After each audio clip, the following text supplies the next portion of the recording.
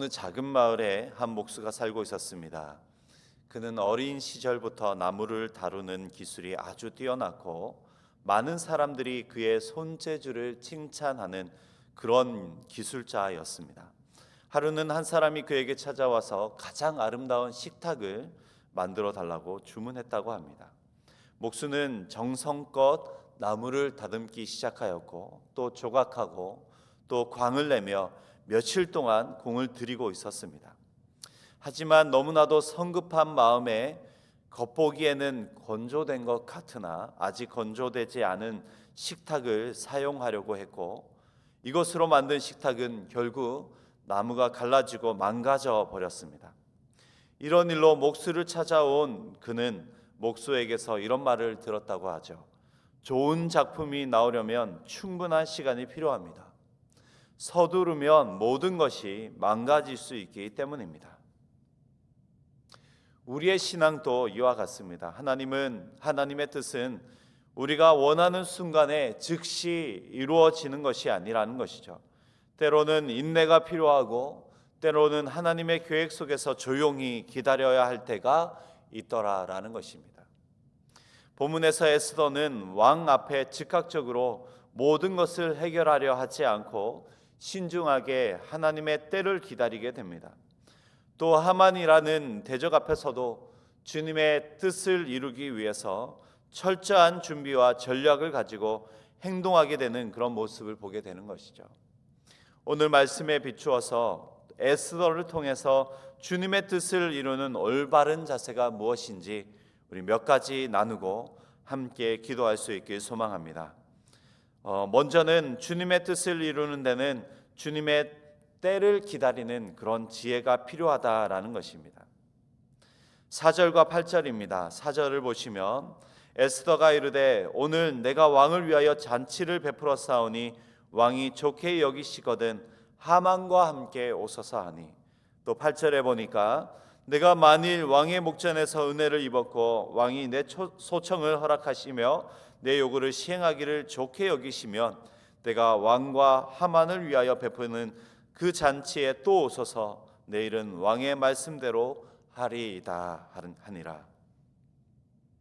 에스더는 왕 앞에 나가자마자 곧바로 자신의 요청을 드리지 않았습니다. 그는 오히려 왕과 하만을 연회에 계속해서 초대하면서 아주 신중하게 하나님의 때를 기다렸던 것입니다. 여기에는 중요한 신앙의 교훈이 담겨 있습니다. 신앙은 감정적으로 움직이는 것이 아니다라는 것입니다. 신앙은 감정적으로 움직이는 것이 아니다. 만약 에스더가 서두르거나 감정적으로 행동했다면 왕이 충분히 준비되지 않은 상태에서 잘못된 판단을 내릴 수도 있었을 것입니다. 하지만 에스더는 조급함을 버리고 하나님의 역사하심을 기다리며 차근차근 한 걸음씩 그렇게 나아갔던 것이죠. 마치 전쟁에서 승리를 확신하며 신중하게 전략을 세우는 그런 지혜로운 장수와 같은 모습을 보였던 것입니다.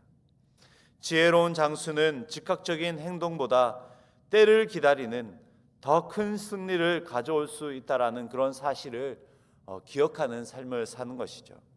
성경은 이러한 기다림의 중요성을 여러 곳에서 강조하고 있습니다. 시편 37편 7절에서 여호와 앞에 잠잠하고 참고 기다리라 그렇게 말씀하였고, 또 전도서 3장 1절에서는 범사에 기한이 있고 천하 만사가 다 때가 있다 그렇게 말하고 있습니다. 하나님의 때인 것이죠. 우리는 때때로 조급한 마음에 성급한 결정을 내리고는 합니다. 그러나 하나님의 뜻은 우리가 원하는 때가 아니라 하나님의 가장 완벽한 타이밍에 이루어지고 또 그렇게 하나님이 행하심을 믿으시기 바랍니다. 아브라함도 하나님께서 약속하신 자녀를 기다려야 했습니다. 자손을 기다려야 했습니다. 하지만 그가 조급한 마음에 사라 대신 하갈을 통해 자녀를 얻으려고 했을 때에 그것이 오히려 큰 갈등을 초래하는 그런 사건이 되었습니다. 요셉도 하나님의 때를 기다려야 했습니다.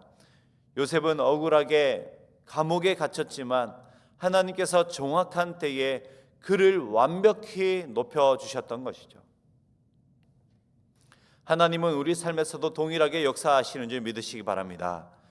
그러므로 우리 삶에서도 하나님의 계획이 이루어질 때까지 기다리는 이 기다림의 지혜는 너무나도 중요하다고 할 수 있는 것입니다. 예를 들어서 기도 응답을 기다리는 시간은 쉽지 않을 수 있습니다.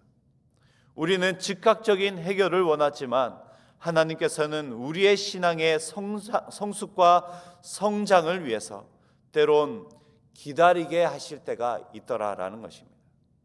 또 때로는 취업이나 결혼, 또 중요한 결정 앞에서도 기다림이 요청되기도 합니다. 우리가 원하는 때가 아닌 하나님이 정하신 때를 기다려야 할 그때도 있더라라는 것입니다. 성숙한 신앙인은 주님의 뜻을 이루기 위해서 이처럼 조급함을 내려놓고 하나님의 때를 기다리는 그런 온전한 신뢰의 마음을 소유한 자인 것입니다. 우리의 신앙이 시험받기 쉬운 순간을 생각해 본다면 바로 이 기다림의 시간 때문일 때가 많이 있습니다. 하나님의 약속을 믿고는 있지만 또 그렇게 행하실 줄 알고는 있지만 현실을 보자 하니 답답하고 또 기도는 응답되지 않는 것처럼 보일 때, 그러한 때가 가장 시험에 들기 쉬운 때인 것이죠.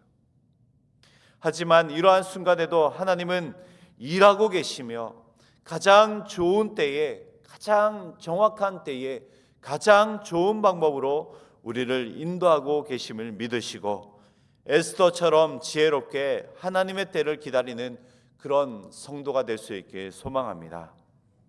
두 번째로 주님의 뜻을 이루는 데는 대적을 두려워하지 않는 그런 당당함이 필요하다라는 것입니다. 에스더가 주님의 뜻을 이루기 위해 신중하게 하나님의 때를 기다렸다면 기다림의 시간 동안 대적을 두려워하지 않는 그런 당당함도 보여야 했습니다. 에스더와 모르드게의 가장 큰 장애물은 누구였습니까? 바로 하만이었습니다. 그리고 그 하만은 교만과 이 권력의 욕으로 가득 차 있었던 것입니다. 그리고 그의 현재 상태는 다음과 같았습니다. 9절입니다. 그날 하만이 마음이 기뻐 즐거이 나오더니 모르드게가 대궐문에 있어 일어나지도 아니하고 몸을 움직이지도 아니하는 것을 보고 매우 노하나. 하만은 왕후 에스더가 베푼 연회를 마치고 기쁨에 도취되어서 너무나도 즐거이 잔치의 자리에서 나왔지만 자신에게 절하지도 않고 또 일어서지도 않는 그런 모르드게를 보자 그의 마음은 다시 한번 극한 분노로 가득 차게 되었다 기록하고 있습니다. 교만한 자의 특징이죠. 교만한 자는 자신의 만족보다 남들이 자신을 어떻게 대하고 있는지, 남들이 자신을 향한 시선이 어떠한지 더 중요하게 여기기 때문입니다.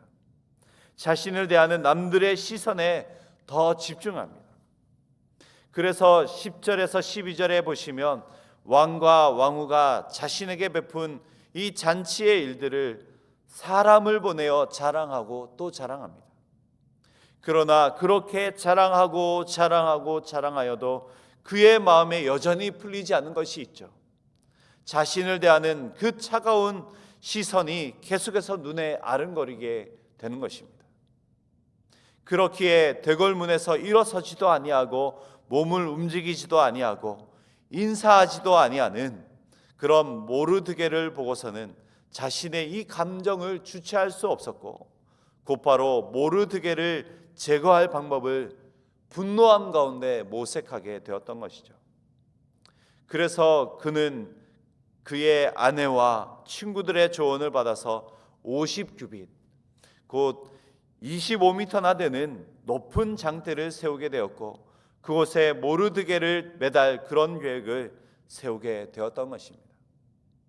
하지만 우리가 잘 아는 것처럼 결국 그 장대에 누가 매달리게 됩니까? 하만 자신이 매달리게 되었던 것이죠. 하만 자신을 위한 것이 되고 말았습니다.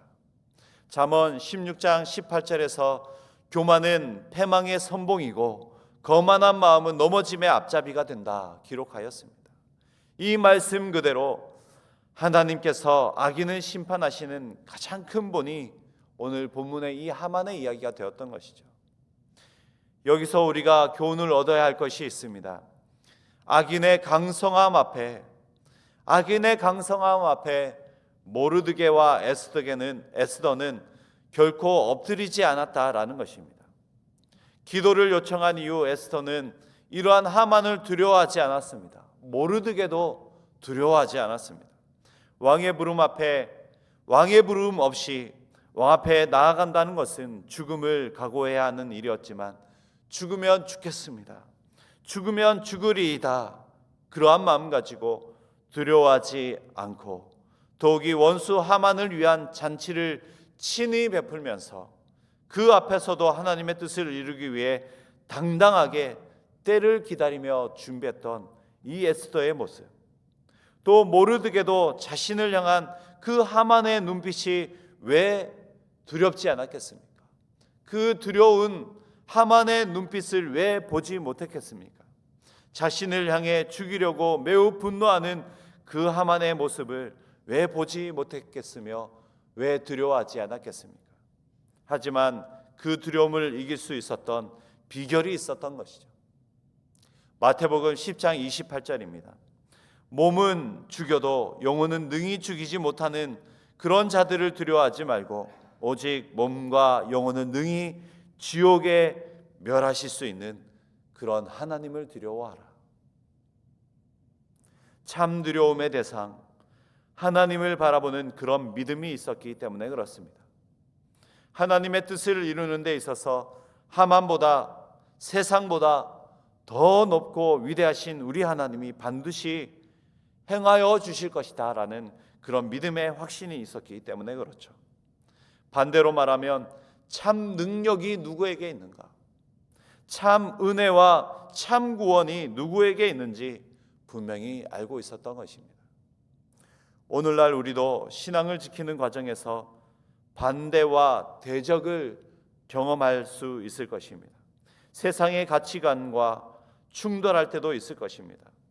직장이나 학교, 심지어는 우리 가족 안에서도, 가정 안에서도 믿음을 지키는 그런 삶이 어려울 때도 있을 수 있더라라는 것입니다. 그러나 그러한 때에 성도된 우리는 조급함이나 감정적인 것이 아니라 주님이 이루실 뜻을 믿고 주님이 행하실 것을 믿고 기다리면서 에스더처럼 모르드게처럼 당당할 수 있길 소망합니다.